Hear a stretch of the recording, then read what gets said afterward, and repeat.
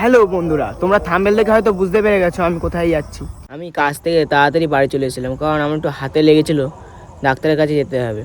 তা যখন আমি রাস্তা দিয়ে যাই তখন সেই জায়গাটা পড়ে, তাই আমি তোমাদের সাথে একটু শেয়ার করে নিই। হ্যালো বন্ধুরা, আমি চলে এসেছি। আমার ভীষণ ভয় করছে, তোমাদের তাও দেখাচ্ছি। এর পাশে একটা ভীষণ বড় ইট ভাটা আছে, তার পাশে একটা বাঁশ বাগান আছে যেখানে অনেকে গলায় ধরে দিয়েছে, তাই আমার একটু ভীষণ ভয় লাগছিল।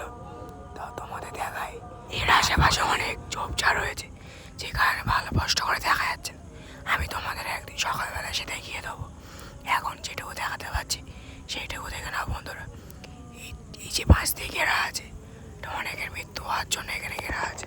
কদিন আগে এখানে একটা আমার বন্ধুর দাদার মৃত্যু। বন্ধুরা জুম করলেও ভালোভাবে স্পষ্ট হয়ে বোঝা যাচ্ছে না।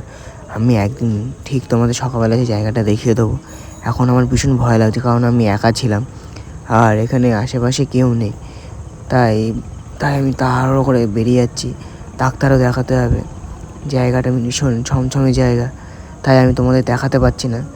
আজকের ব্লগ এই পর্যন্তই, দেখা হবে আবার নেক্সট ব্লগে। আজকের পর্যন্ত টাটা। জায়গাতে যদি বেঁচে ফিরতে পারি তোমাদের সাথে আবার দেখা হবে।